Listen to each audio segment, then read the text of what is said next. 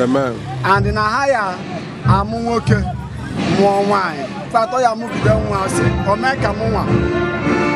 No 5 times. Sister, I'm was a track and stop. I don't catch you to slow down area. And to go more, I still have to say more. Magayako is no. Can you get to us? Agayako.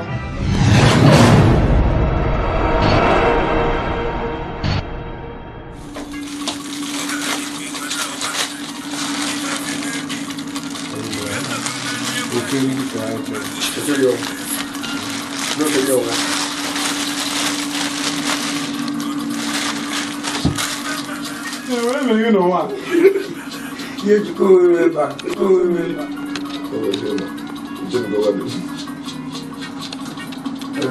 I need to put Malong.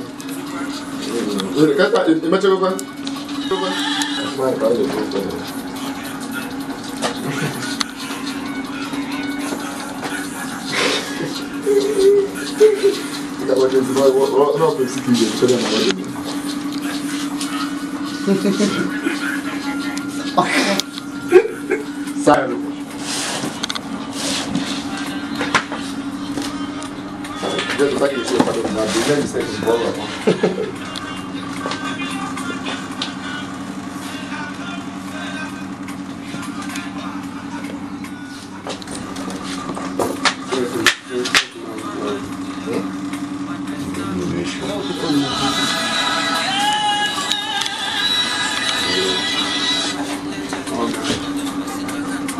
Gumon kebino.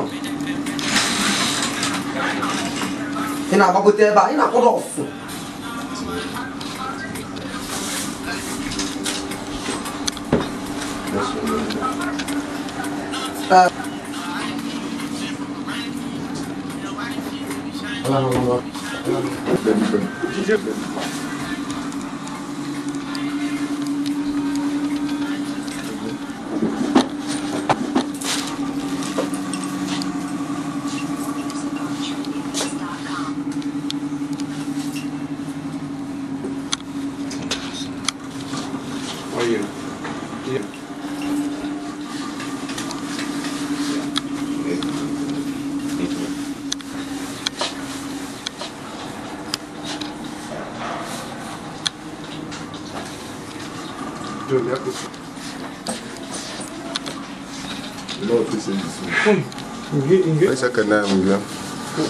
Biko men ko haneze mara fagin onye bụ Engineer James Electrical. I'm a farmer in State. But even Nigeria. Today, can't remember my wedding. So Nigeria. So as soon as I go to Nigeria. I found a tata bobo sang or in under you. Yes, sir. So, what I can do, you do the minimum. The wedding. So, I can do me and total. 2nd of April. I can name you. I've no chapel Nikem. When I spring the Pacunuji, I have woman Bununa, one of them. When I see no news, that's when the Kunyoga, they know Mana Jesus. Can I check Comere Gitata, Bobo Soma? Actually, you are my miracle. You opportunity. By the nature man. I can name you. I can name you. I want to win a one your phone. I want to win a beer. I'm never here. Uzo gemepe nezuno na nemepe kwa nezuno na. Hayi amuoke amuwana. Thank you. I can name you. I want to get you.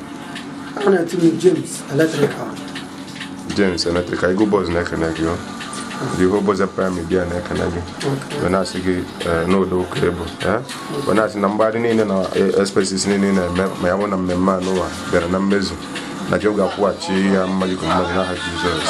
Doga jibweni ne ja chezi no na mama we choge mama, Oga mepere ngozo. You know if na haziro okay. Du doctorato. If do kana do ne whatever. Igesi na mema ta we mutiana ha Jesus. Ekenem yo. I don't want to why you do you know for come. You want to say na mapa me. Sasa na yeye ndiye baba. Hapo ndo sasa ya. Kama ni mimi. Hapa ndo niko na yeye. How about you?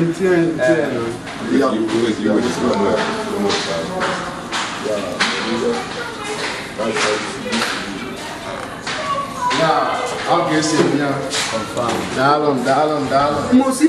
Dalom. Agam. Titi. Ndana patakane. Nae. Ona gachi bridesmaid kabata kita. So. Musika kwado ni ya na office ya bo office na time madam. Wait. And I hit it.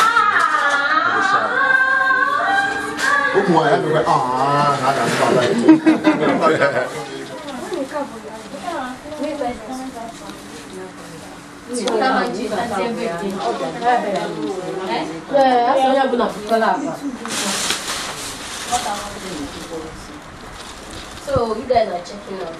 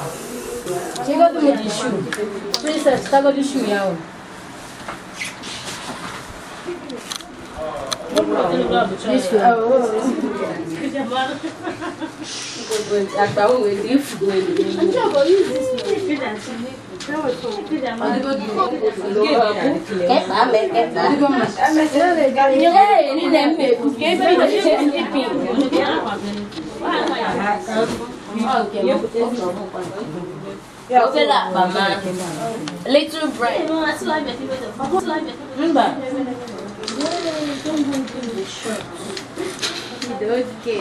Oh.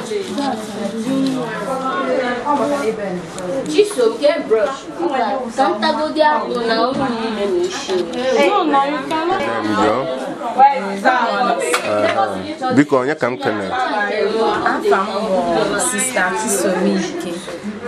I got the number. When I found marriage, I took money and I took no start. I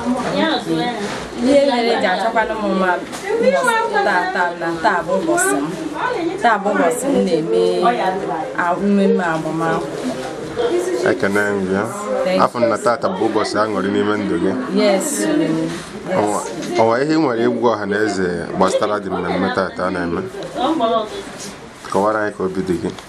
Nwere ike iwu ọha na eze bụ na obi bụ saa nwere na Chineke bụrụ ọla ebube Chukwu mere ihe ọma na ndụ m taa so taa bụ ụbọchị m ụbọchị Jehova wepụtara bụrụ ụbọchị m ekene m gị thank you anyị fụrụ na mbunu gba na mbunu na-agba wee fụ na mmemme achapụrụ achapụ wee na-asị na unu zuru ka eme na-asị ndị tụrụ ji na ga-adị na mma n'aha Jizọs Jehova ka o mere unu n'ụbọchị taata nna ya Jehova ka o mere anyị n'ụbọchị taata ka Jehova mee ka mmemme anyị aga nke ọma o mee ka ọ gaa nke ọma ndị ga-esi ebe dị iche iche wee bịa mmemme ka ha bịa n'udo mgbe ha ga-ana ka ha nakwa n'aha Jizọs amen ekene m Our ekpere ndị friends gị ndị na-anụbeghị di maka taata ị na-arapụ ha n'abalị ana m ekpere ha ekpere wee na-asị na Jehova onye zutere m ga-ezute ma gwa ọbịa niile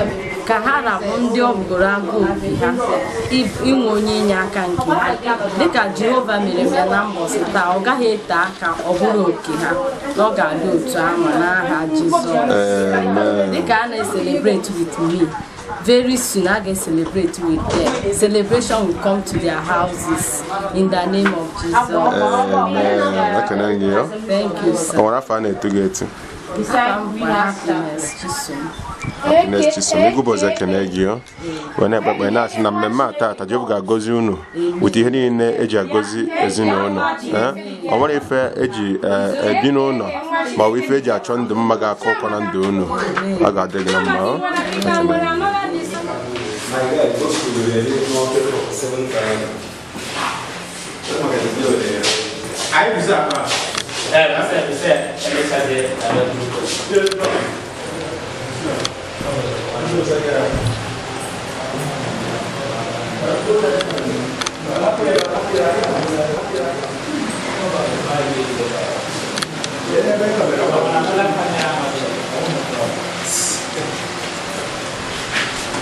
Yes. It's a very good man. I got it.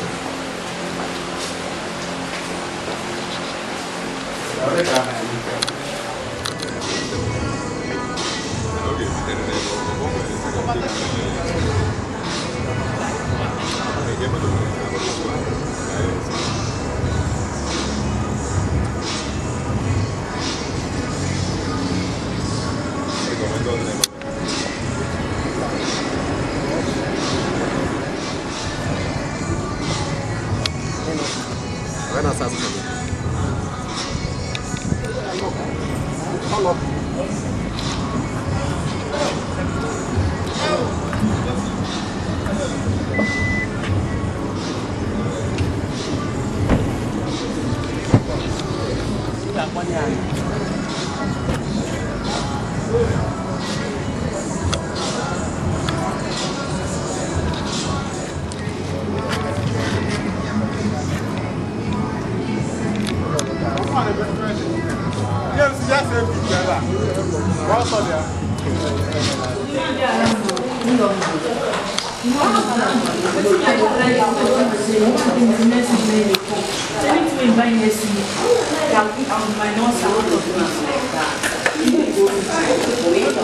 So easy, you know they rush go anywhere. they go. Can't see where I shout. Easy.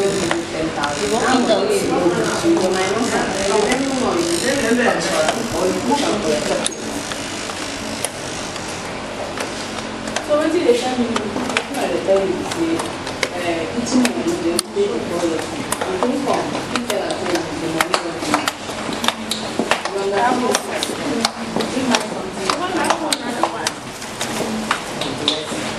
come buy with 1,000. Now, You are rushing.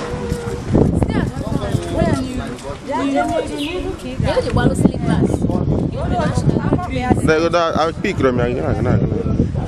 They come now.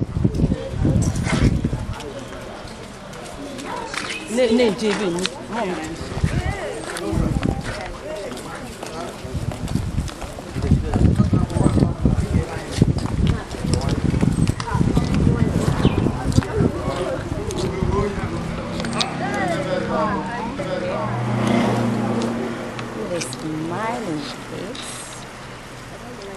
Come to go close to her, okay?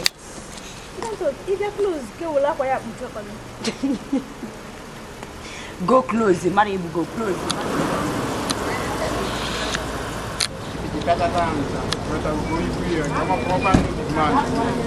Not direct, but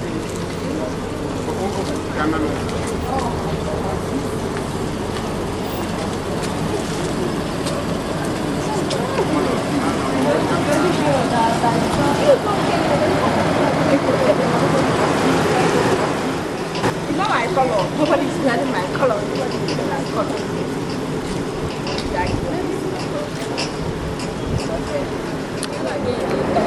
Mama banana.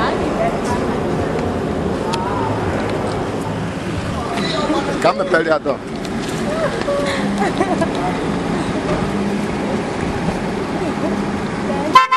Well, am I? Okay. It's right. Oh, yeah, gently. Not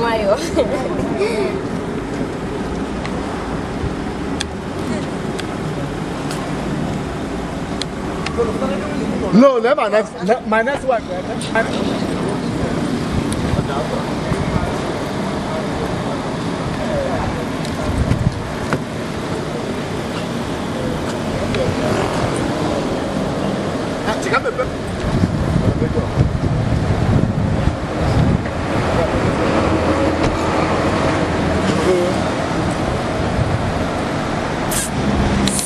Where is that motor?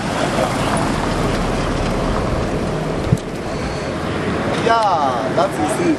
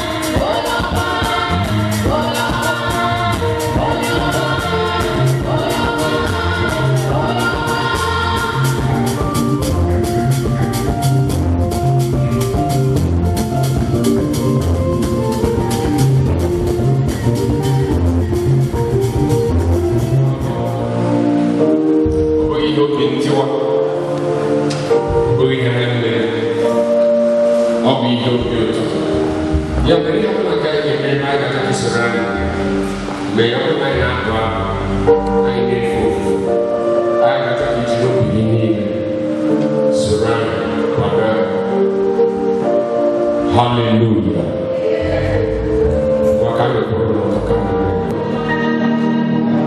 Be glorified. Be glorified. Be glorified. Be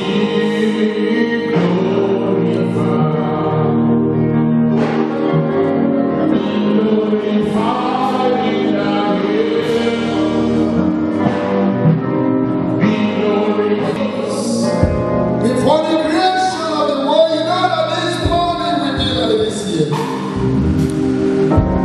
We say, be thou exalted in the name of Jesus. Lord, we have come and we have never been program unto you. From now to the last thing we will do here, we ask that you will take Jesus. Lord, we also pray for our brethren that are still on their way back. Bring us safely here in the name of Jesus.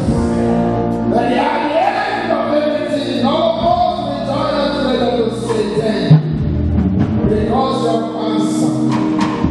As we delay from the Lord, in the name of God the Father.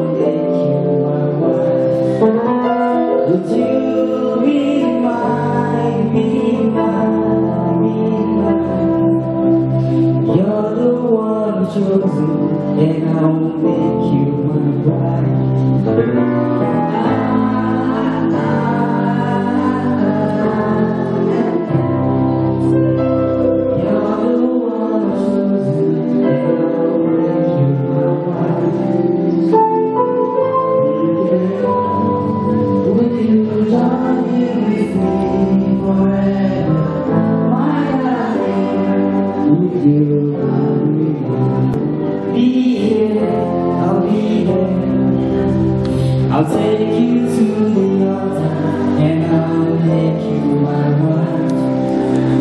Would you be mine, be mine, be mine? You're the one I've chosen and I'll make you my bride.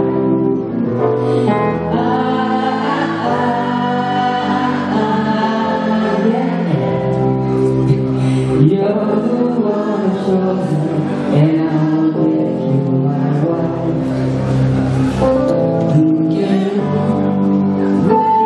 die with me, my darling? Would you marry me?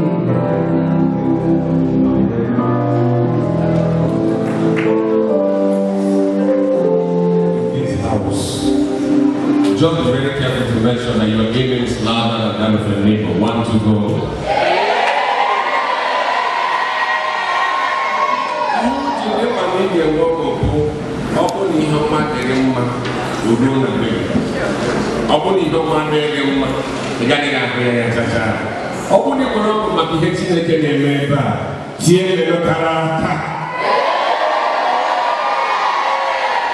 Amen. Once again, we really want to welcome everybody that is here today. The presence of you are coming from very far places, and some are coming from within. Bless the name of the Lord who granted you journey mercies to this place. In case you do not know, this is International Worship Center, House of Grace. I inherited it. Wonderful, Jesus. I want to say once again, God bless you, and you are highly welcome. In Jesus' name. All right. We will need to do introduction now. After that introduction, we will, as a matter of fact, switch over to some other things. Let the ushers get them seat. You can walk in Anambra Street. You can walk in Enugu Street. You can go one Hansen. Hansen go for Benadi. What is it that please, you can be seated. Okay, we have our reverend. You know, last year we know him as pastor, but at this moment, he's now a reverend, and he should be addressed same. So we have in our midst our dear reverend that God is using mightily at our church at Continental, Reverend Paul, or Reverend Grady Johnson.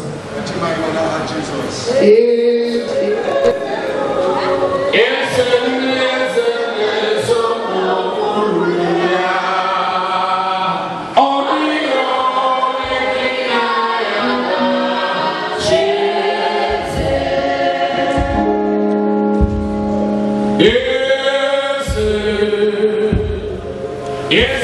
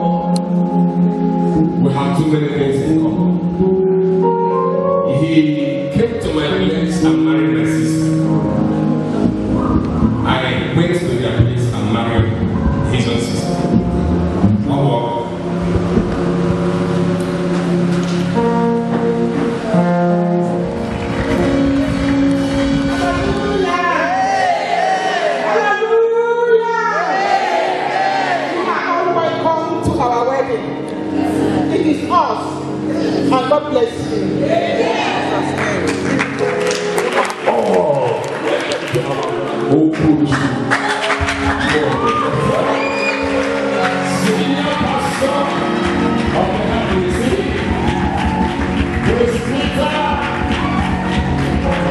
evangelist, apostle, a prophet, a teacher, a counselor.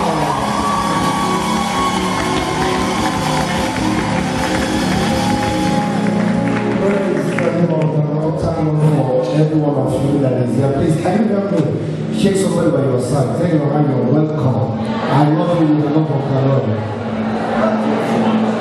Praise the name of the Lord. I want to thank God today that faithfulness rewards. What did I say? If we seek to pursue honor, glory, to God be the glory in the name of Jesus. God blessed me with 5 children, and in the year 2014, I adopted one, and that is my brother James that is here today. To God be the glory in the name of Jesus. I met brother James here in this church, and then by the reason of our relationship, he became a son to me. I used to tell my family that you are 5, but now God has given us another one. I will not forget when I was living here at where we live. James is here and so God has used him to do many things in our life. I want to thank God for what God is doing today. Let his name be praised in Jesus' name. Over the sea, they tell a church, you see, can they tell who call the Maya? Or where's the open? A church here, James in the Messiochi. Right from Mayona Primary School. A church here, James in the Baby. He do so many things. If I don't want to put my PA to my leader. So, I want to bless the name of God today. God is giving him a wife. To God be the glory in the name of Jesus. As I kept telling I met Chisom. She also became my daughter. The father had a future office. They made office in our daughter. They future altar. They made so many things. Now, church, there is reward in walking in the house of God. Jesus, God bless you in the name of Jesus. I will agree with that. Now, first soup, Jesus will be James. Now, I can wait a year back. Actually, we're going to market. At least, come with the 15,000. We're seeing James. First, when you're not connected, how much 3,000 ever? Yes. When you got 3,000, 1 day to 1,000, all to go 4. Can you wait to 1,000? When you're trying to 2,000. Okay. 1,000. Okay. Yes, Sister, God bless you.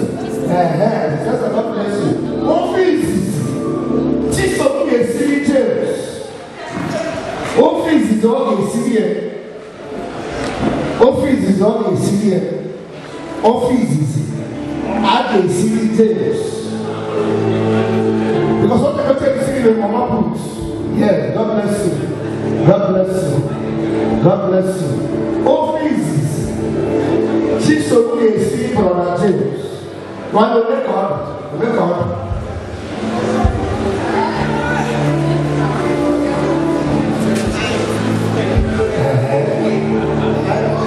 All the 12 5. 13 5. 14 5. Okay? Yes. God bless you. What are you doing? No, God bless you. God bless you. God bless you. God bless you. God bless you. God bless you. Mommy, God bless you. God bless you. God bless you. God bless you. God bless you. Okay, Vicky is your father. Office here. It's here. I'm going to ask you here. What do you wake up? 1, 2, 3.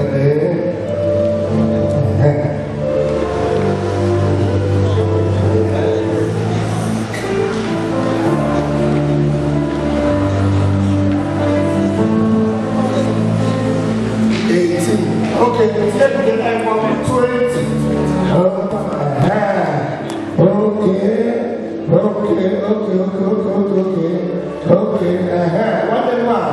God bless you. God bless you. God bless you. This is a song that God gave to us in this place. We give up praise. One day, he gave today, all me on the area, and had the iron of the area. We took 20 of the year. Every day, Thanksgiving. We took 20 on the same Jesus. Oh, we show them. But you know, all me on the area, you will hear. We took 20 after Thanksgiving.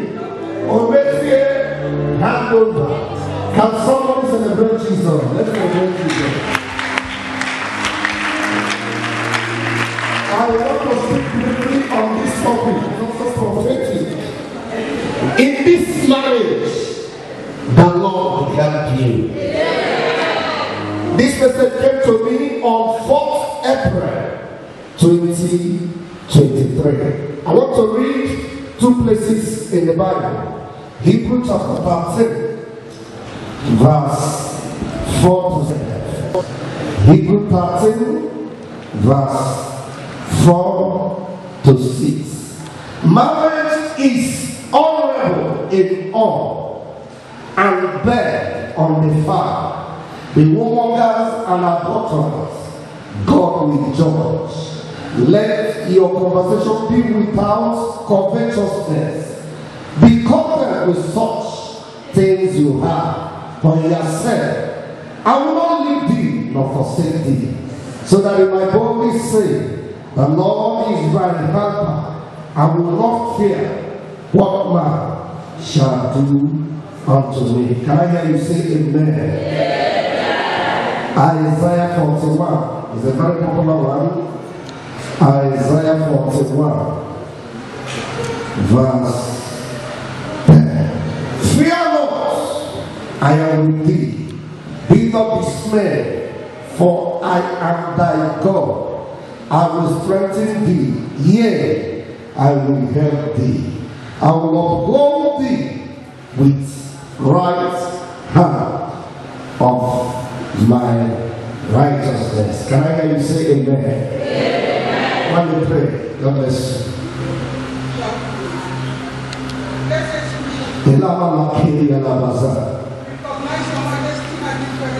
Jesus. Amen. Amen. Amen. He's the Lord of glory. He is the great I am. He is the Alpha and Omega, the beginning and the end. His name is wonderful, the Prince of Peace, everlasting Father, to all eternity.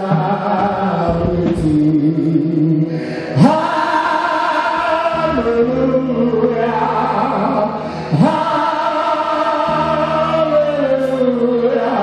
hallelujah, hallelujah, hallelujah. He's our Lord, He's the great I am. He's the Alpha and Omega, the beginning and the end.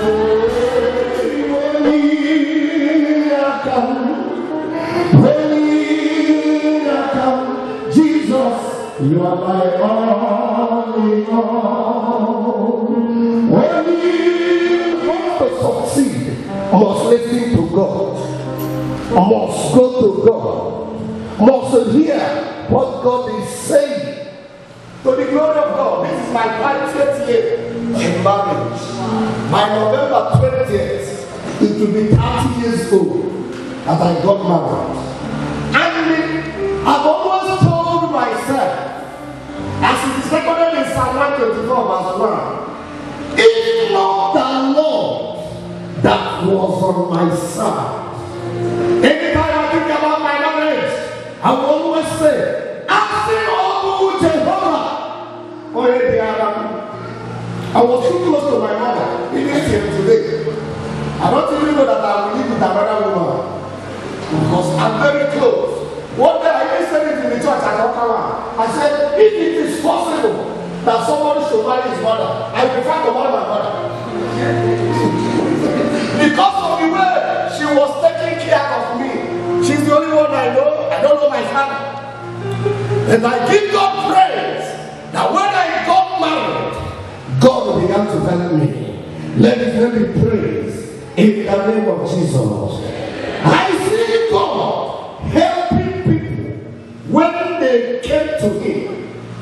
I see God giving people helping hand if they listen to him. That is why we have said marriage is honorable.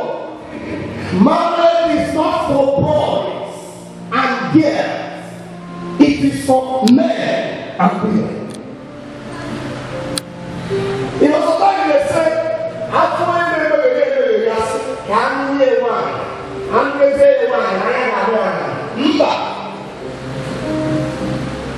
only responsible guy because only other responsible is only so it is a responsible person, man, woman, that you get married. That is why you will listen to God. When that one will get married, the Bible says men should be undefiled. We don't believe in sex before marriage. One of my daughter tried it. You know, there are things about we do interview. And when we do interview, she lied to us. After wedding, she lost 3 children. In fact, it was in this church that I brought back. And I began to ask for God's mercy. Unbelievers can go their way when it's not a time of God. No sex before marriage. Bible says marriage is honorable, bed undefiled. That's the first thing. If you want God to help you, bed undefiled. We don't believe. Let me test and know what is happening. Let me say. So that's why if anybody do like that, at the end of the day, I'm going to take you in a corner. Don't take you in a corner except for your confession. And after you get married, you stick to your wife. You stick to your husband. When you get married, Bible says in the book of Proverbs, drink of not pure lust of the flesh.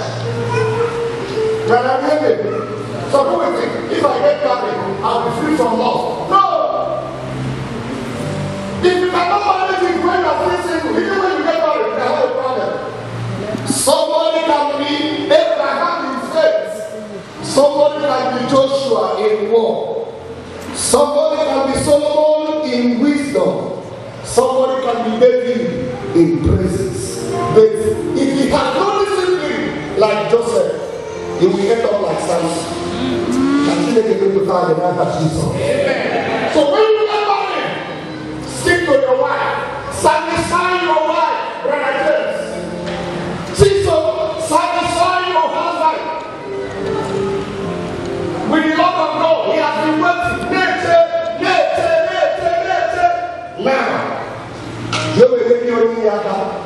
Now, so the Bible says, and both of them were naked, and they were not ashamed.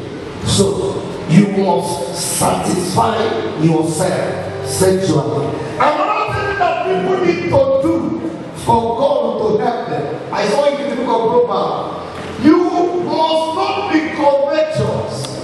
I was preaching about 3 weeks ago in a wedding program of it.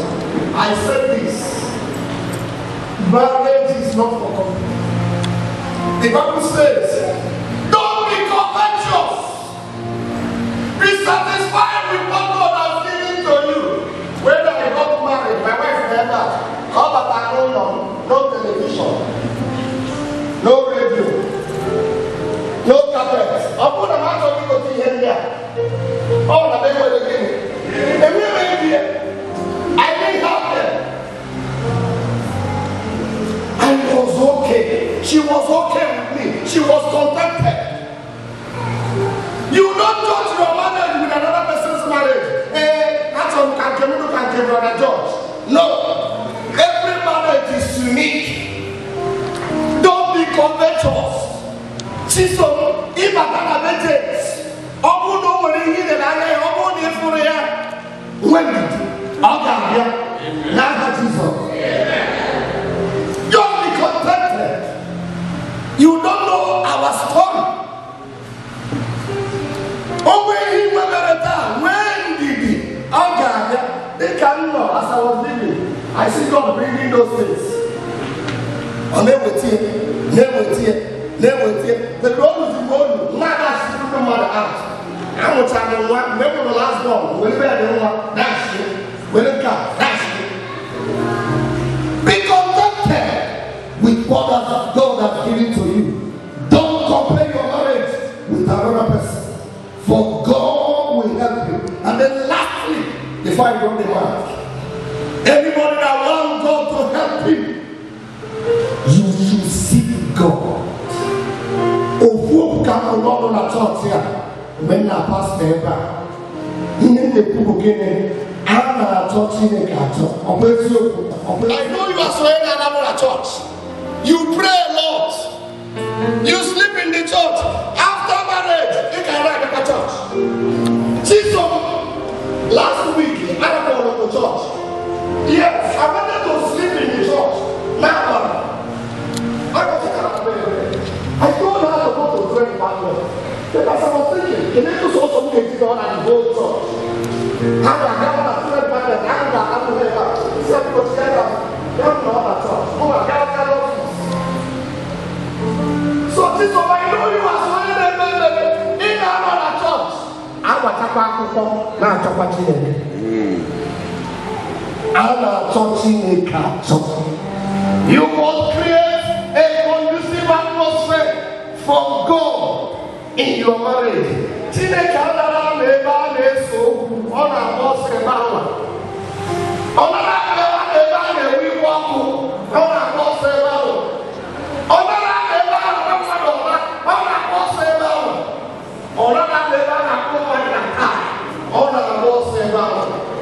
You must create a conducive atmosphere. In this marriage, the Lord will give you sons and daughters. In this marriage, the Lord will bring the house for you. In this marriage, the Lord will put a smile on your face. In this marriage, the Lord will put laughter in your mouth. In this marriage, the Lord will defend you. In this marriage, the Lord will promote you. In this marriage, the Lord will raise you. In this marriage, the Lord will cleanse your tears. In this marriage, the Lord will cause you to eat the fruit of your labor. In this marriage, you will see the goodness of the Lord. In this marriage, Jesus and Brother James, you will do well. You will excel above this.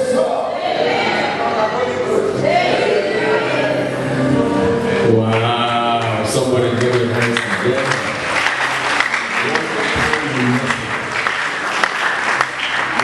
Beautiful message. What a properly articulated, well researched.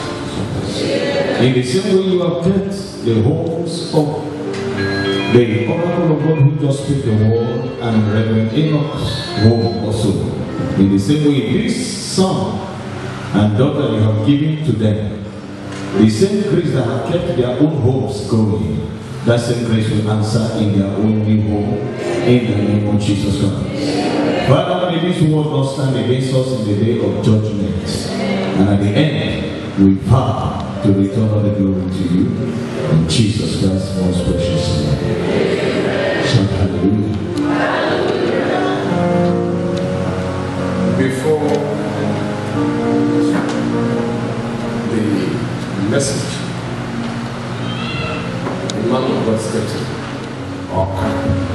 Reverend Imo Montfort. Praise the Lord. On behalf of the board of deacons and deaconesses who run this church, I want to request Deacon Okay, please greet the congregation. In Jesus' name. The section leader of Nigeria. He is going to do the officiation. We are going to do the officiation together. Thank you. Somebody shout hallelujah. Questions? The man should be or can I go be up and I go be like a tiger.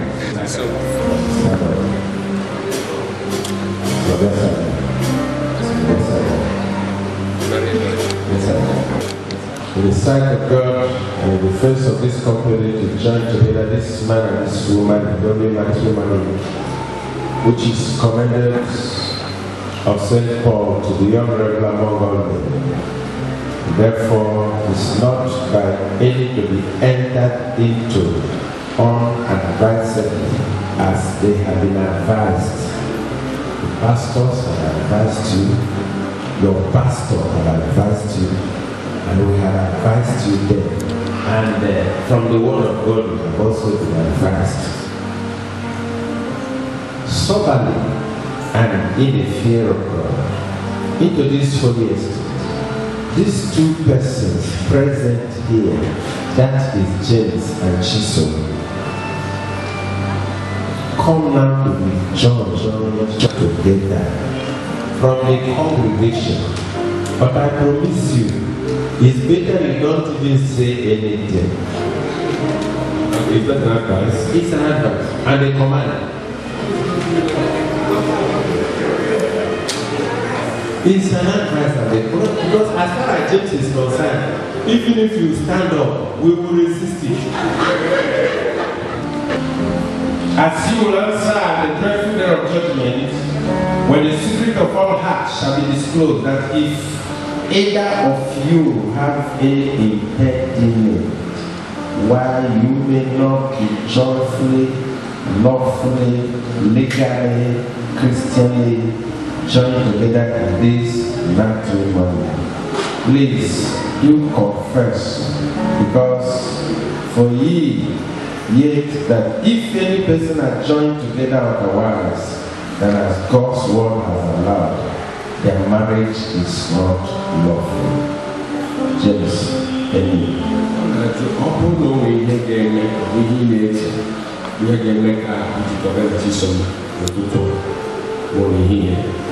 The popular news of Christ say, I chop on the name of Jesus. James Owen. No, sir. James Owen. No, sir. Jesus. Owere. Jesus Owere.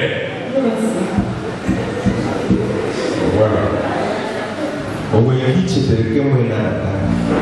It's no winner. Right. James. James. Yes,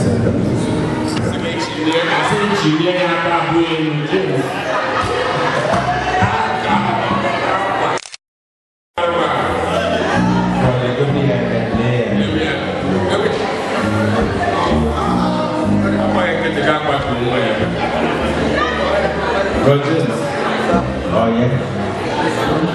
James, so you're up for like this and all, yeah. Oh no. Okay, James. We now have this woman, Chisom, to be your wedded wife, to live together after God's ordinance in the holiest matrimony, without love her, without comfort her, without honor her, without keep her, in sickness and in health, forsaking all other cares. Keep only her unto yourself, as long as both of you shall live. If you will, just say, I will. If you will not, just say, I will not. By the grace of God. Somebody shout, hallelujah. Hallelujah. Sister Chiso, would I have James to be thy wedded husband, to live together after God's ordinance in the holy estate of matrimony? Will you obey him, serve him, love him, respect him, keep him, adore him, in sickness and in health, in lack and in plenty, forsaking all other men, as long as both of you shall live.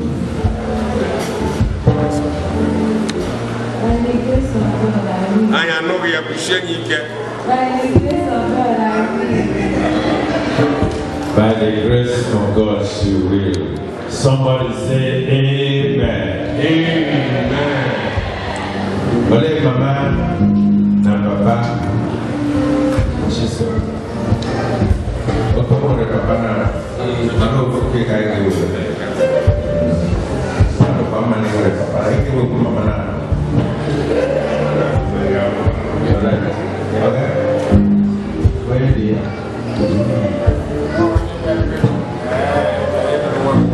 Oh, yeah, some beer, oh, yeah, one direct can be. Oh,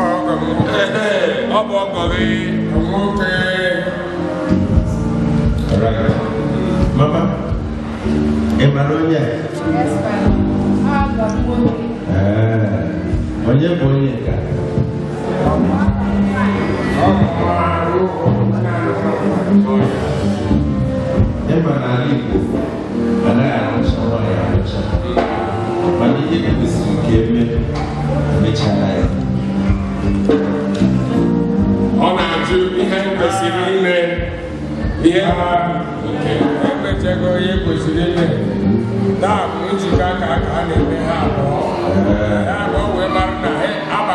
that's how they always have to say. So, every mechanical, the lady talk, I think. Yeah, I'm just going to have you now, but they can't and you make dinner now. Baby, it's okay, I have to go. Oh, yeah. Okay. Mama Tiana. What? She didn't wait. But was then she said, one thing to just one thing. Just pray. I say it was here too soon, but you know,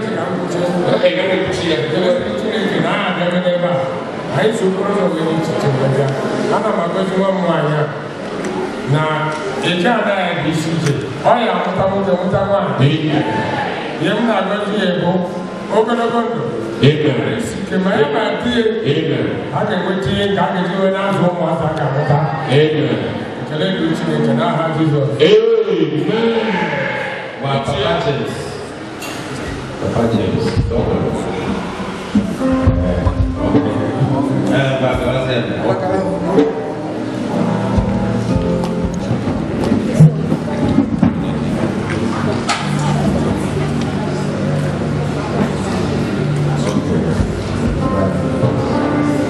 Mobile James.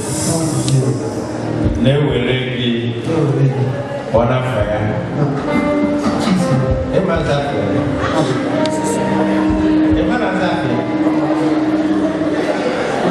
They were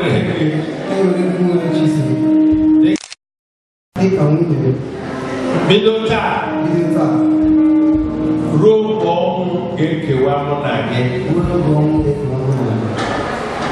Mamuju Magoko Nanya Na Wike Nanya Na Hakena Na Komara Na Kewonso. Let the church sing.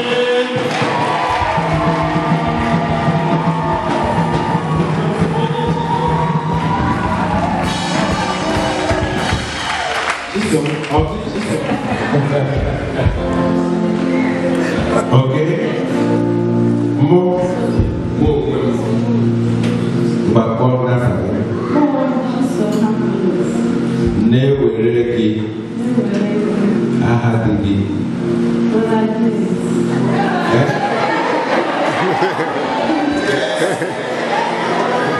Ikadi na mama kukwa bido oko maluchuchu mana ngefego fufu. Ika mama bank account. This is natural so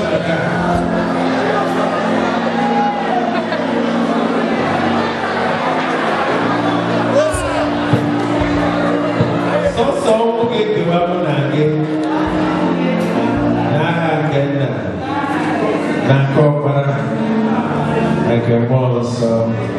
The church said, into a kingdom of Agante. Now, Chile can know. Now, Chile called Baba. Now, Chile can also. Amen.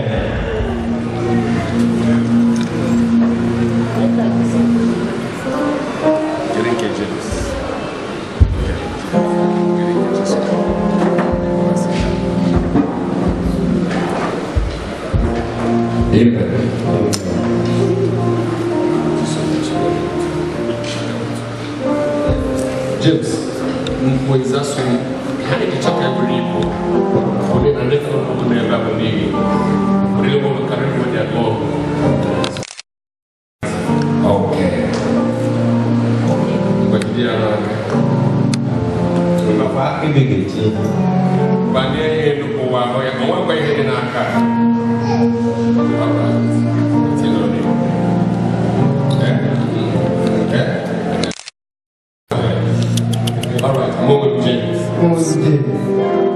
Name Manaka. Name is Company.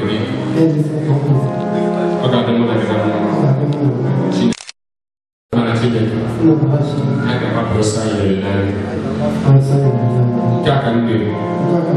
Anna and Nankobara. And Monson.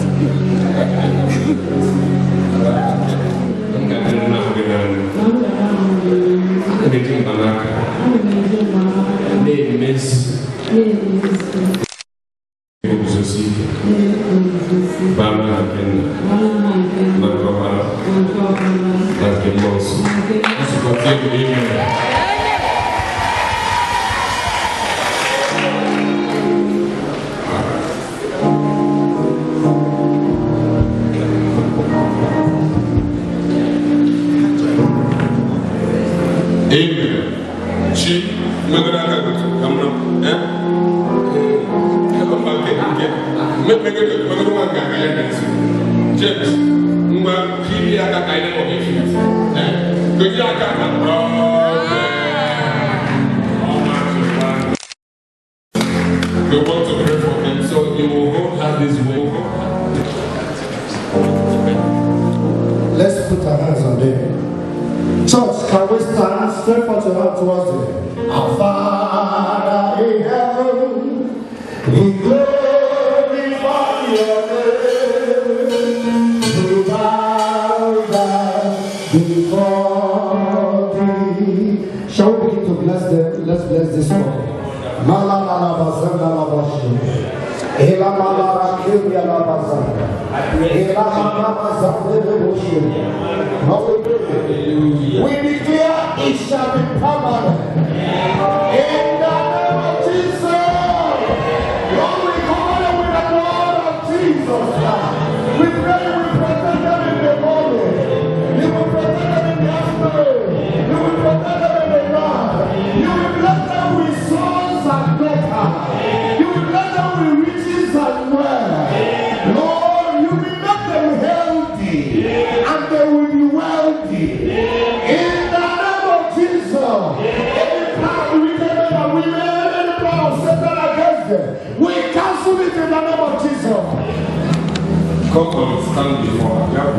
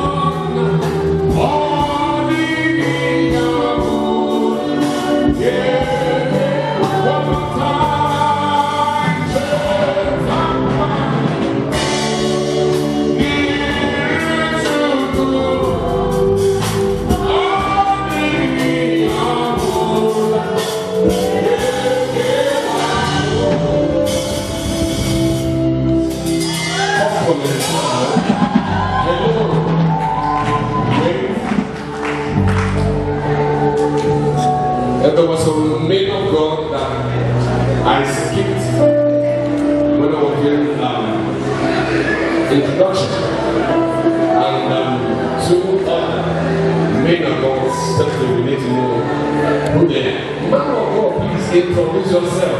Who are ready before? Praise Master Jesus. By the grace of God, Pastor Emmanuel David, I came with my father in the Lord. Hallelujah. Pastor Emmanuel David. Men of God, you are welcome. We need to really know you.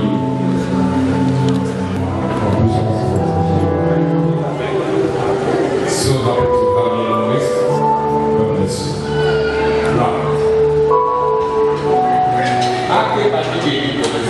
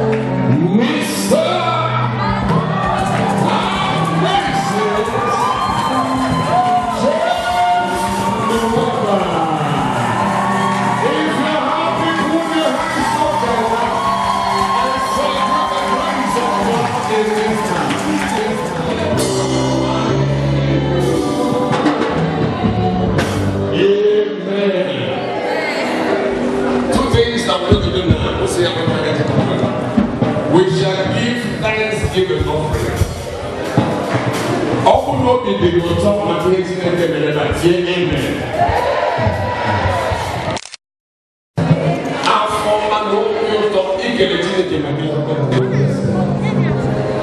Multiply for us in folds that men cannot understand. At the end, your name will not be lifted up. In Jesus' mighty name, pray. Thank you so very much.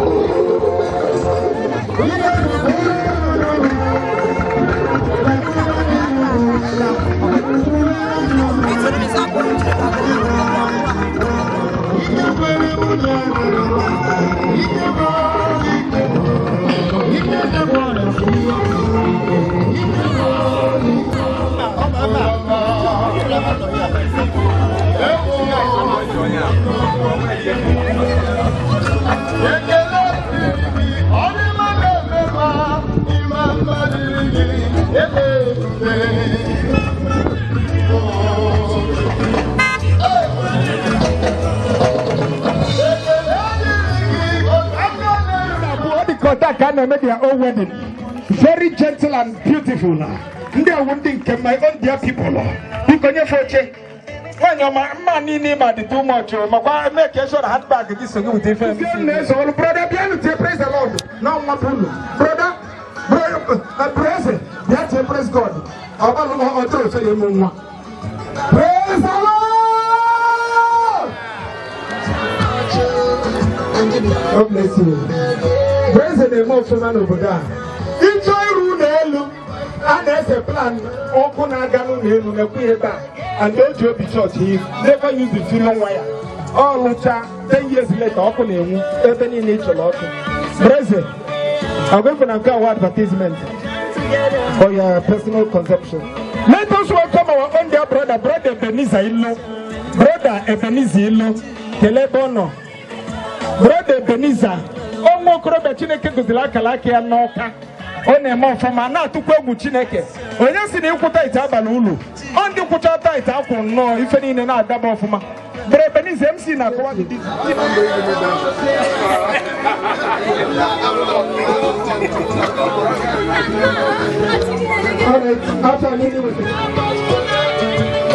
Let me start from this first one. My own dear brother Deacon Kennedy Abo Mezi, Deacon Kennedy. Deacon Ken, please come around. One Jesus Akana, Deacon Kennedy Nabia. On the Josio Manoka. Down the Nevuzioma, Ivozium. One of our churches in Oka, Mommy, Okechi, Ukebu, Mommy, Nakunu Jesus Aka, Mommy, Maria, what the years ago. Anyway, like a Jesus, I can't go to some. Ejima phone already. Come on, I mean, I've known our chairman. Check going to be like Emperor, but not to worry. I'm a brother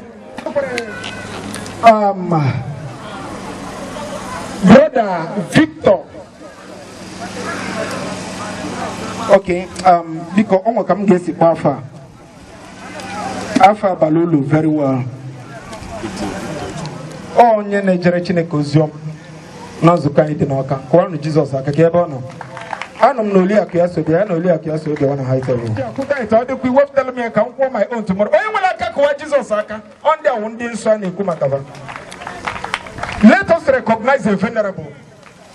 Amolo in our midst, venerable Arinze. Venerable Arinze, please want to recognize you, Daddy. You are a man of God, par excellence. God, par excellence. God bless you. Unumana, and a lot of people that we need to recognize. Because all our brethren from Ameni Church, I can know very much. God bless you for your coming. Wonderful. Our friends that well wishers. Akabido if I name Amarom Baton Wanyas in Afia Pastor Stanley. Pastor Stanley Biaku. Obuni Bego, please come over to the high table. I'm our own dear brother Jomo. Brother Jomo who need also be on a high table. Kaina Batawaza Madidika Chief Christian Ibekwe. Chief Christian Ibekwe. Okay, madam, please come over to the high table.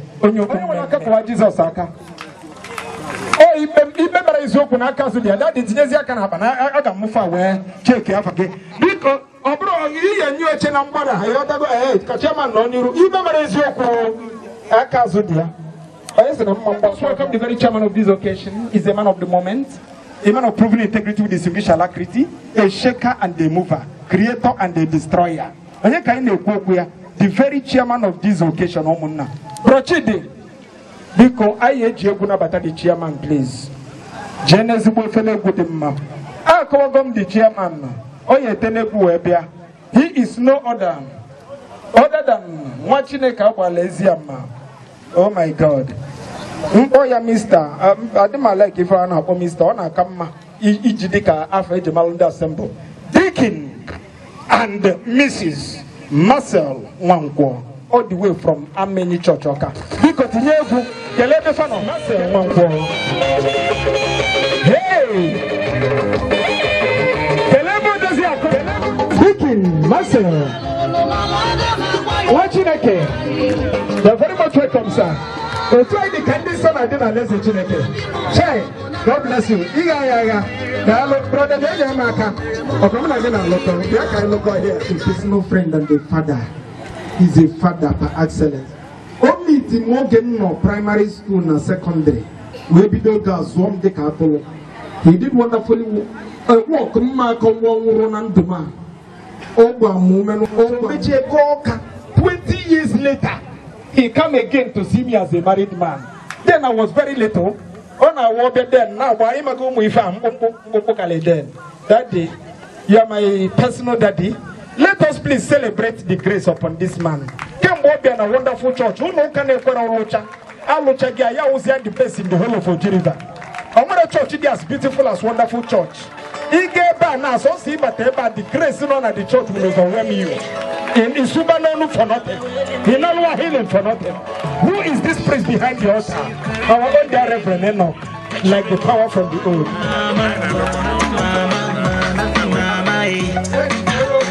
Praise the Lord. Mkwana choka iku nubu dere nojo. Anyage ebu noge. Okwe risieba na ala ikeji ukutuku ngozi na ala.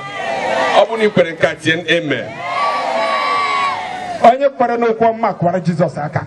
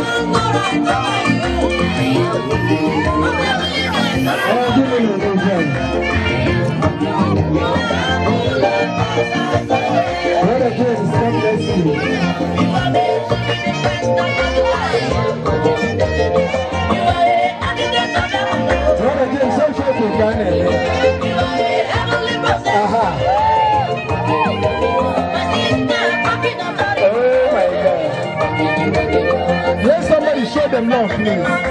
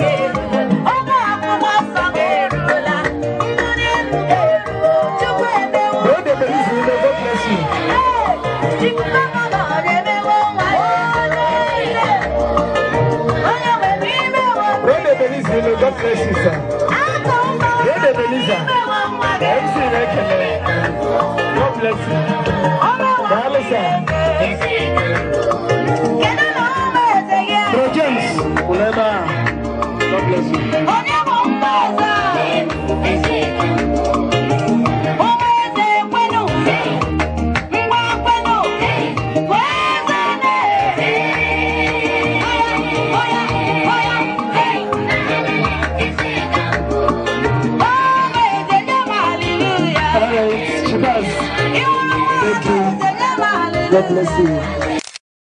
Thank you. Let's go. Please join my hands together and tell the Lord wherever you are.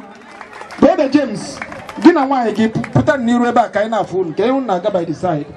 God bless you. First, I want to just ask you two questions before I go a low cheba. Odoziaku, Bro James, I joke, I Kanagi, Can you for name, Bro James? If you see, out of the whole men in the whole world, now Bruni Noro Bro James, come up on a young Rosidi again forever. But come on, you hear for name, Bro James. Bro James, you know, DJ Chibas, the baddest DJ in the east of the Niger. Praise the Lord. I saw humility in him, and I saw the way he loved Christ. Praise the Lord. If you are not clapping your hand, you will never progress. DJ Chibas, the baddest DJ in the east of Brother James. In fact, you need to see Kanjuaga. Why am I being kuleba? This other side. I think I said there can be magi kanolo. We want to show these people some love. In what they are very young people that are starting their own family. I talk, I go see her love. Obruni mani ne bebere ne kubi okuni sindia. That the Lord will be with them in their marriage. Na faga mota ejima woke na wanyi otumwasi mo. Ni forma di mage melofa in this life. That their marriage should be a blessing. Bro, Chibas, no, please. I talk, I go see for love. I try my two of them on their phone, Nanya Kalia. Since this is side in Bodo Kabia, and deep on the church, you will be about. Brother, I know Gino Nobuda, and then the man, they are doing. They're going to say there, and they are there. Please, this is how we want to show them love. Only for Fananya, if you drop 1,000. If you not Fananya, I can check the money, I got a result. Hey, Oga James Ebine, Chineke, oh my God. Okay, oh, one eba. Onye for this time. So on your video. 1-1. Call Jesus Aka. James in Amunia will go 1 now. This is how we share the fast. Brother, God bless you. Okay, Kabu. Okay, 2-1. 2-1. If I could win 1,000. 2-2. Hey, I said to go 2-2. God bless you. 2-2. God bless you, sir. 2-2. Kabogo. 3-2. Kasi kwa manda ya gane bando kabe manifa. 4-2. Oh my God. 5-2. 6-2. 6-3. 3. Onye mwana kako wa Jesus aka. 8-3. Ndoku na nazepa. Asi kaimagari. Ndoko kunu. 8-3 kaino. 8-3. Oh my God. Good morning. 9-4. 9-5. 10-5. 10-5.5. 10-6. 10-7. 10-7. 10-7. Tamamando Kadapa. 10-8. 10-8.5. 10-8.5. 10-8.5. This is how we show them love. Don't sit down in your seat. Come and show them some love. Even on 10, oh my God. 10, 10. 10, 10. Oh my God. This is 11, 10. I'll give it 12, 10. 12, 10. I'll give it a mifa. Now God will have money. 13, 10. 13, 10. I'm going to watch. I want to take a pasha. 13, 10. 13, 10. Oh my God. God bless you. And we forget those who go now. 14, 10. 15, 10. 15, 10. I want to calculate Jesus. 15, 10. God bless you, sir. 15.5, 10. 15.5, 10. Sister, I'm man the church and neighbor. I'm never give microphone. 15, 11. God bless you watching again. Brother James, you can go sit down here with a man of love. Sister, God bless you. 15 guinea. Me just 1,000 with 500. We are happy. Brother James, it is shown on the association Guinea, Electrical Association of Nigeria. Sister, that guy go singing a broma coca. Oka capital, God bless you, sir. Look at 16, 11. I'm getting a 17, 11. 17, 11. Oh my God, why you may be there? 17, 12. 17, 12. Oh my God. 17, 13. 17, 13. I'm getting a mifa. I'm getting a mifa. Hey. Oh my God. Odozi akuchu agafe. Odozi akuchu. Even in it for 18, 13. This spirit, give us different more. 18, 13. This is how we show them love. Show them love. 18, 14. 18, 14. Oh my God, there's the woman. You are very much welcome, sir. This is 18, 14. The hello, sir. There's the woman. No. 18, 14. Bro James. 18, 14. 20. Microphone. God bless you, ma. God bless you. Watching it. God bless you. God bless you. Pick it. There were 1,000. If Erika 5. Pick it. There were 1,000. If Erika 5. Only the portion of God and our tithe. Weft off 1,000 ever. If it's in account 10,000. To every 10,000, you have 1,000 now. Just 5,000. You see the Lego kegi. You have 1,000. If I negotiate, you must always pay your tithe in Jesus' name. Go to Jesus, Aka. Ngotowazia, Ebi Gezego and Arudigi, where Satan cannot see the money. Satan won't you. So Ebi Gezo this money. Hey, don't say it, go now. Everybody for this money, everybody. Go to Jesus, Aka. Brother James, you're happy now. There goes where you are Zulonia Moto. There goes where you are Sister Moto. Where you go, Samuel Pickens in Fiana Moto. From here, Okuya Memetizubala, the Robert Roni Mula. MBCD, go to Munga Gosia now. Kendi Mazrazaka to one Borogun John Deere. Umba, go set it. Itory no my no king, Bumuebu, Bakadia Mama. After 9 months to move for that, they need the months, 9 months. And they need the one in Mabu. Brother said him, Niru Muchireke Gaba, Kiburumu Gila. Puniana Moto. Puniana Moto. Umba Jimayo, you might keep it around me hard but strong enough. Hey, you said here, you said here, Magic Camera. Oh my God! Brothers will know why nobody was happy.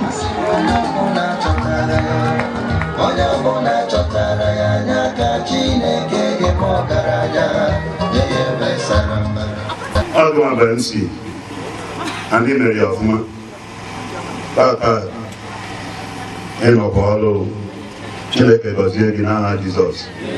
I can make a Madeline Bondineva, Boge Chiriazel, after making a new river.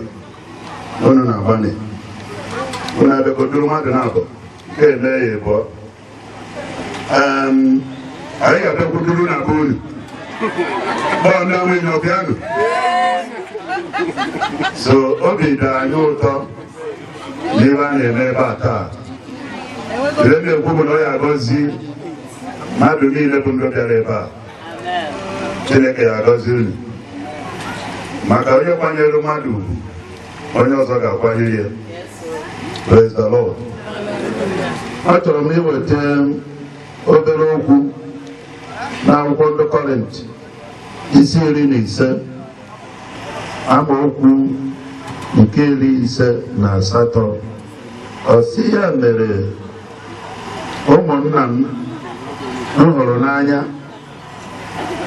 Buzosia Nike. Borono, Indiana Pogi, Europe.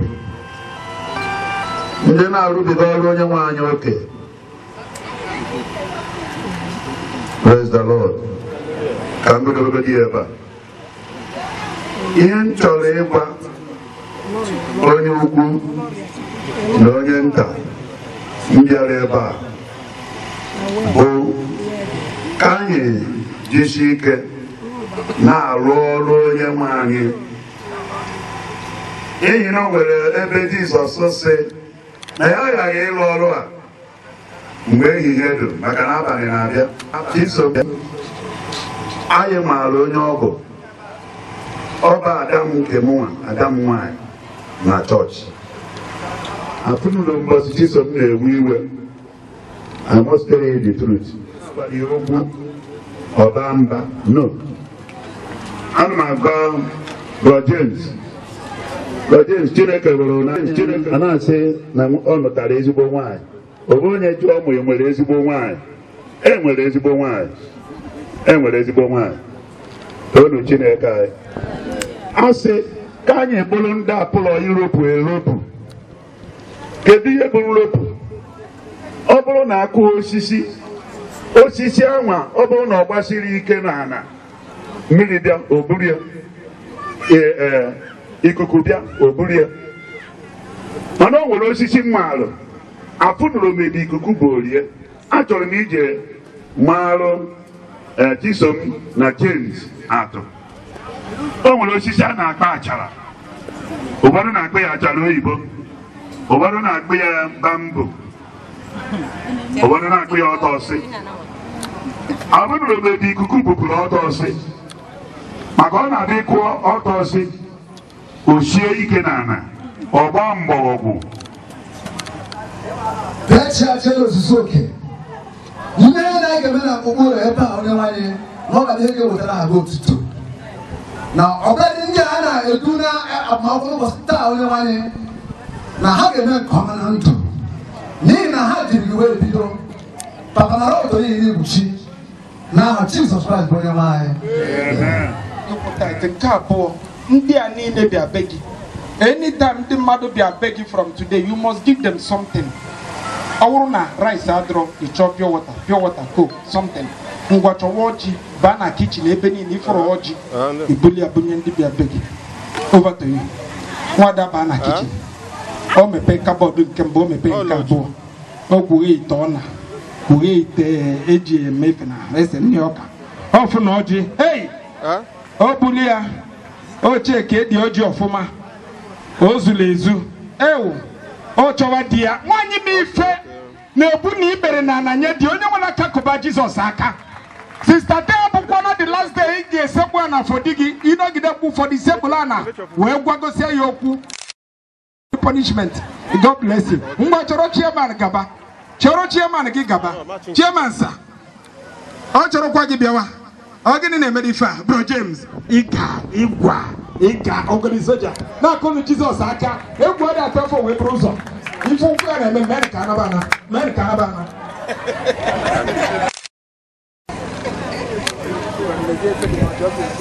Oh yeah, there again amma.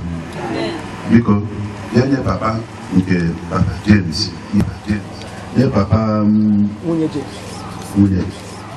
You know I bear a please, God bless you. Because you are the king. Did it?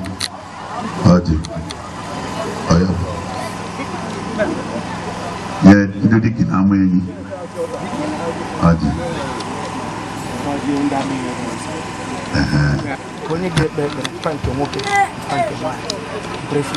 Honorable Ezeboy, brother James, Honorable John Okefi. Oh, 19 working in morning wine. Honorable John Okefi, God bless you for coming, sir. Please, can you come over to the high table? God bless you. I know I see Papa James. All right, Mama James. Mama James. Nah, Haji. Naked in Novara Jesus. As I am my naked, I naked again in your watching his head. I know you about that he would honor. He goes around Roger. Got time at the time that I will seek an evidence about. Amen. I believe I am not a copy sin. I believe na hankenna. Amen. Match got up no way. I be cobra no way about the cake of a origin at the bonine. Only with them a chair, Ogia, no Nambada, a good eye. Obro no when did the responsible men on suit. Biko, Indinine. Oh, you can't come again. She's worth more than silver. Child. Special kind of woman. Oh yeah. Mama ya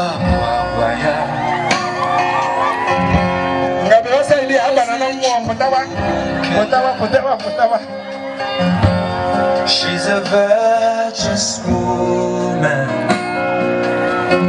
God bless you. Ngwakawa onwe gị na ABC.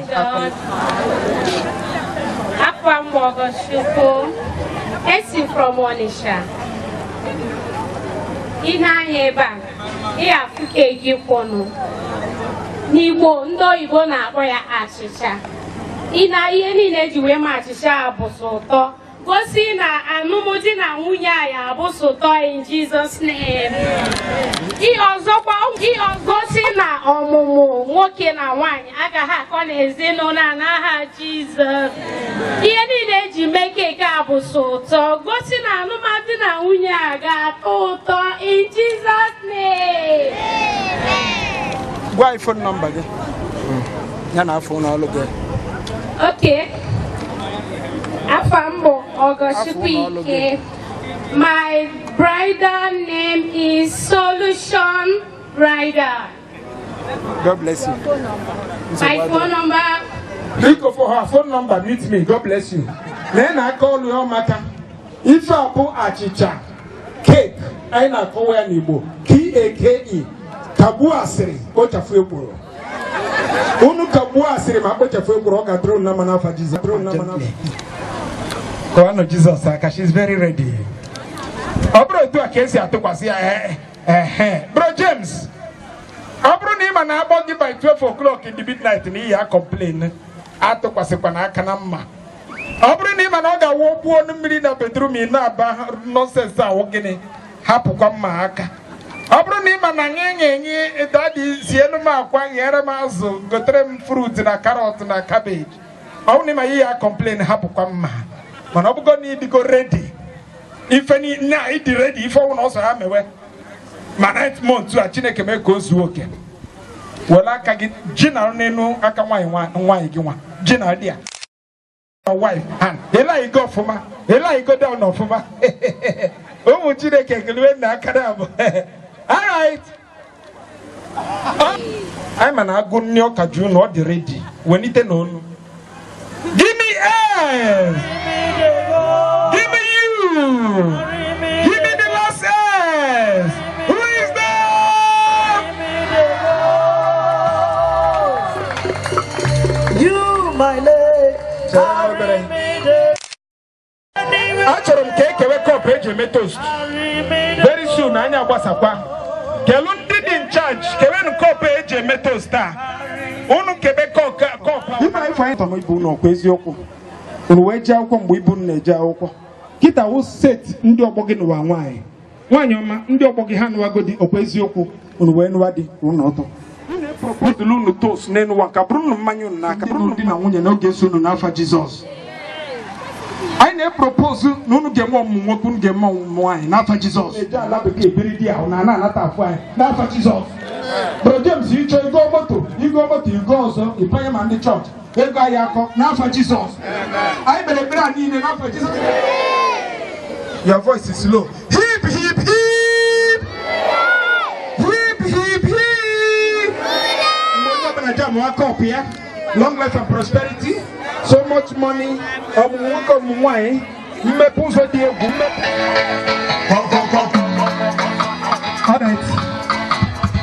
You not give me the now.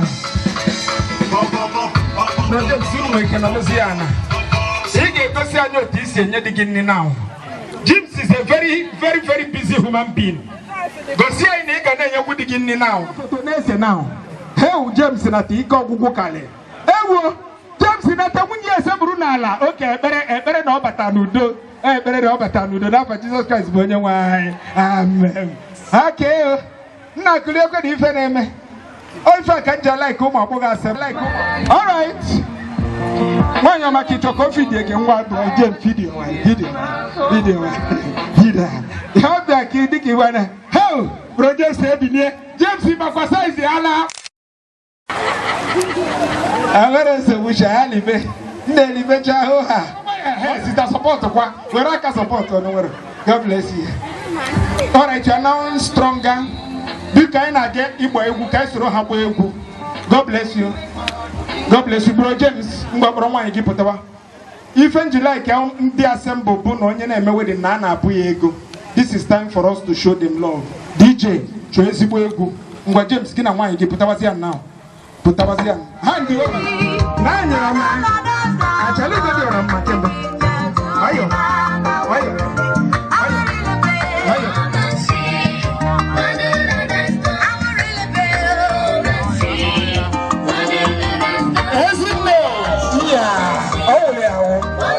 God bless you.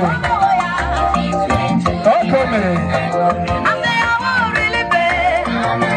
Oh,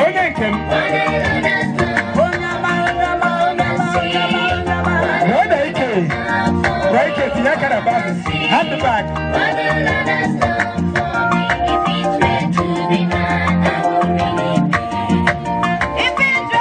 Oh, yeah,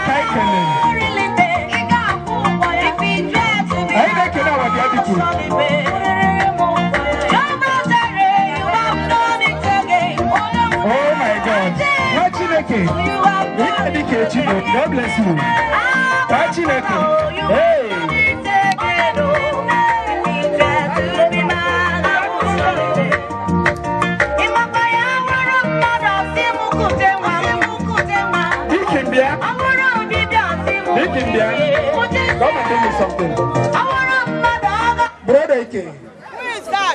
Who is that?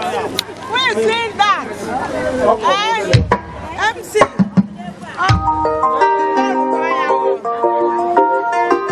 How many phones are brought to us? Oh, yeah, me found my dicky.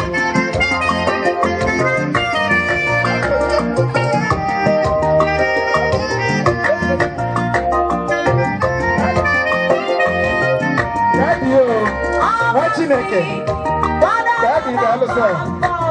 Come and see. What a love has done for me. Come and see. What a love has done for me. If you try to be mad, I will. Come and see. What a love has done for me. If you try to be mad, I will. I will really pay. Oh, yeah, but you didn't do it. Now who's seven?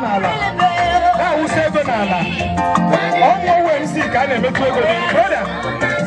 Brother, the other.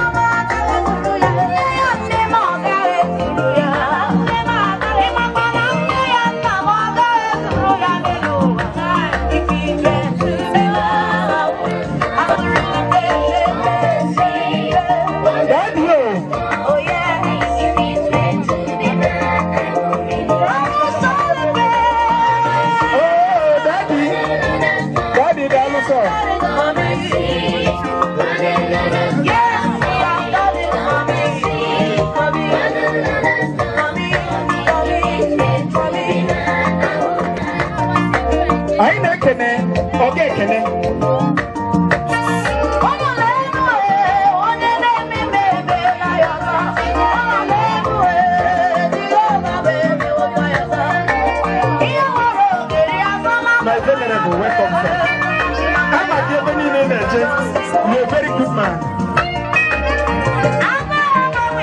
You're a very good man.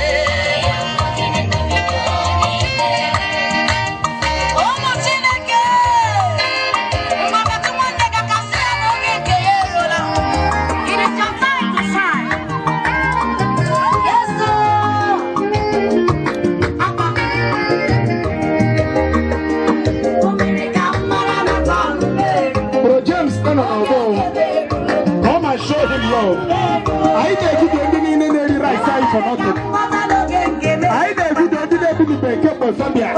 I'm on.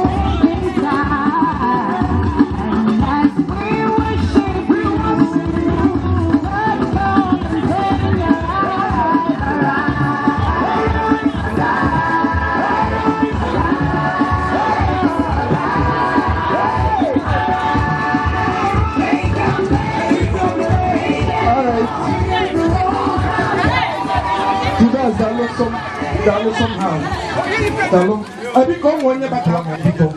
I make an equa only yana. One of them no when I chop Igwe electrical parts about the very cheap. The pen guarantee. If I want parts can you have to Biko, jide no guarantee electricals. On the Yakuma, no what I choice in a gift. You will work on no mommy count maybe now, but you understand. First, now, almost as the electricals, my father so much money there. I guess make gift, I will give and take.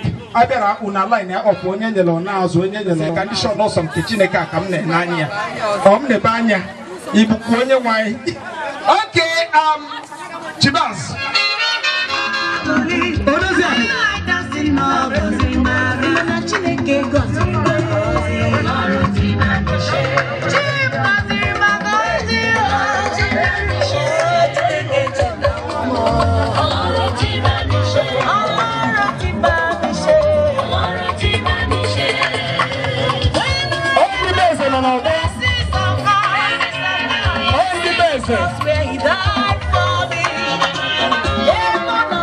The dangerous in electricity. Also, my fan of electricity. Also,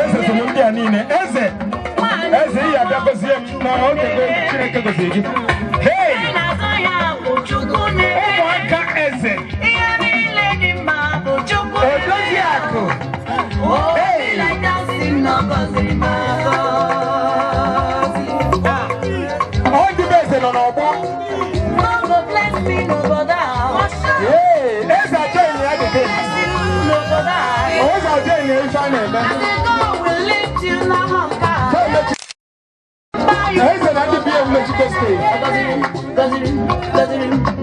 Electricals and the beer. I said,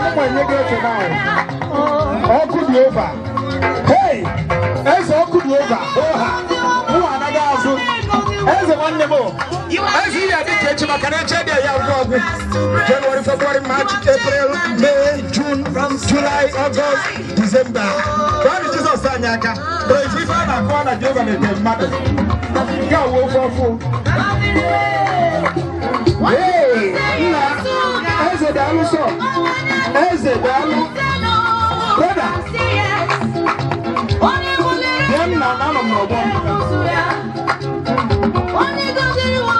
I'll get it with inside. As a dalu so,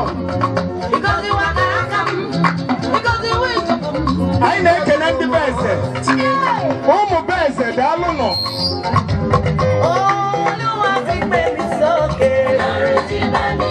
Everything like that now.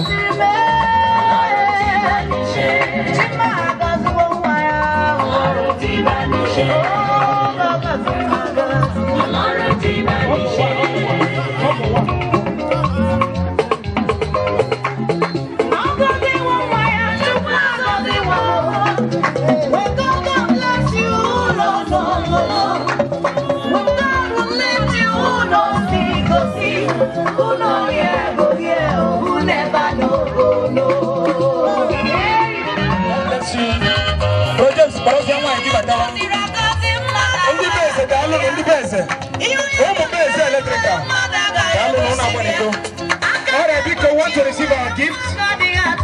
Gift I give, I will give and take.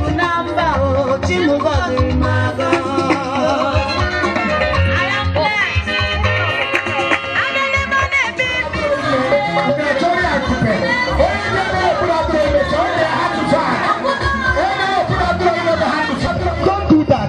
Don't do that. Chairman Lodge.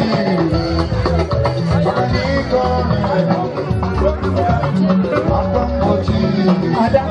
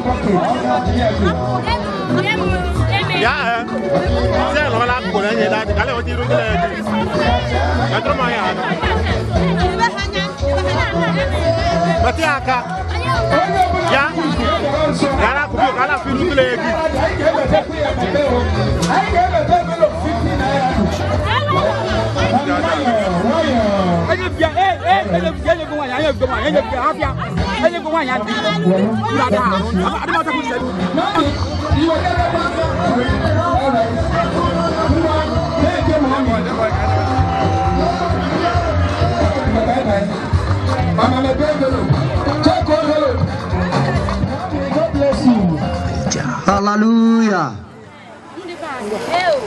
Ihe chelu ka ike nekọta anyị nụ na unu mana emere wedin ụdị ife dị otu a na-adị mkpa aka odo na odo apụtawa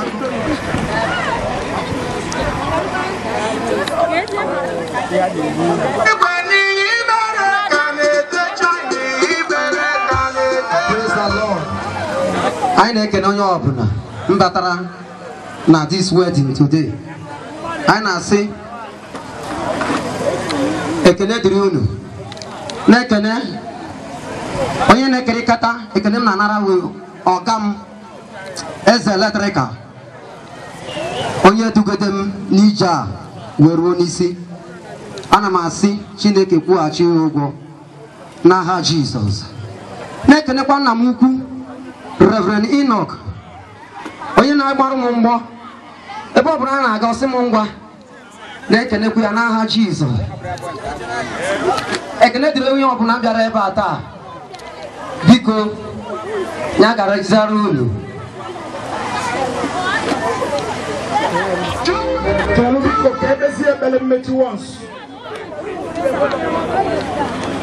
Ọ bụ n'aha Jizọs.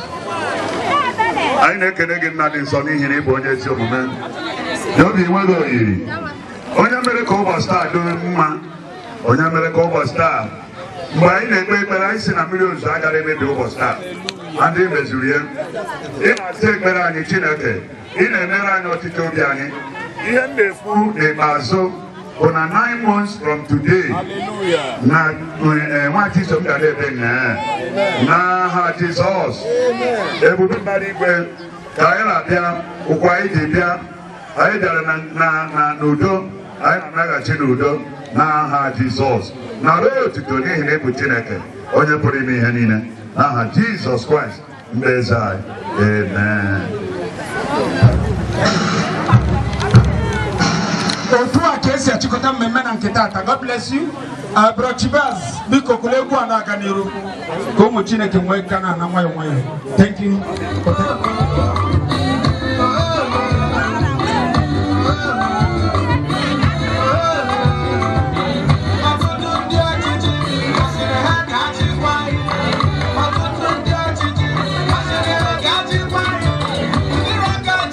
Ekele m gị o, biko onye ka m kelee? Eze eletrika. Ọ ga-adị gị na mma, ọ ga-adị gị na mma. Biko anyị fụrụ ka mgbagharị si wee dị gị na-arụ taata na mmemme anyị mere n'ụbọchị taata. Ise ka ịkọwagodo ọha na eze ife jikọtara gị na mmemme anọ. Thank you. Ekelekwa gị. Biko ihe jikọta mụ na mmemme a n'ụbọchị taa bụ na ọnwa na-eme ihe taa. Ọmụwa kụzieri ọrụ ya rụbụ isi wee mụchaa ọrụ saa abụọ m ubi a so na-efolokwa m na-abịarụ m nso so wee si na ka ọ ghọrọ mmadụ ịnọ tata ka o doro m anya n'efu m a ka ọ ghọrọ mmadụ so ọ ihe achịpụta m na ekele m gị o, anyị fụrụ mba ịgba wee si n'izu ụka emee na-asị ije kichin ọ ga-adị gị na mma o. Ọ nwere ihe na-echere ka ọ mere onye na ezinụlọ ọfụ ya? Ana m ayọ Chineke nna nọmba 1 ogologo ndụ na-arụ ike. Nọmba 2 kwụsịrị. Ibe eji akwa nọmba 2 ogologo ndụ na arụ ike and nke dị ka ibe ya ahụ dị na Jehova ya eji mkpụrụ nke afọ wee gosi ya n'ezinụlọ and na ha ya amụ nwoke mụọ nwaanyị kpatọ ya mụgide nwa sị o mee ka mụ nwa n'ihi na ụmụ 5 ka m ji taa site na ama mmụziri jiri aka m wee stọpụọ atọ ka Chineke si otu a wee merie ya na tugo mụọ ya asị na ya chọọzị ịmụ nwa agaghị akọ n'ezinụlọ ya karịa ya ga-eji wee zụọ ha agaghị akọ dịka ọ banye na mmadụ eji a taa dịtọọ na obi bikọs ọ mere n'ụbọchị nke m ndị eti nụchara nwaanyị ụzọ mepee ya na-enwe big contract a na-enwe favor site pepa nwa ka a sị na ọ ga-efu onye afọ ntute ọrụ ọ nwetabeghị na ndị ọ ga-amalite nweteri ya ebe ọ gabeghị rụọ ọrụ ya malite gabasịa ya Bible says 2 is better than 1 and onye chụta nwaanyị chọtara ezi ihe favor from the Lord so I think na the favor nwa ya efu onye from today that ọ ga na-agarị ya o megharịa ahụ side a o nweta ihe ọma o megharịa side o nweta ihe ọma na Chineke eziokwu na ha ji machine aga taa na mgbe na-ada ha ya eji moto eziokwu na ha bi na be mmadụ taa mgbe na ha ya ebi n'ụlọ nke ha ihe ndị anyị ka nna ayọ sickness agaghị afụ ha anya ha ga na-adị ndụ n'udo na-enwe nsogbu ọbụla ha ma nsi okwu na-asị ka favor niile soro ha site n'aha Jizọs Kraịst bụ onye nwe anyị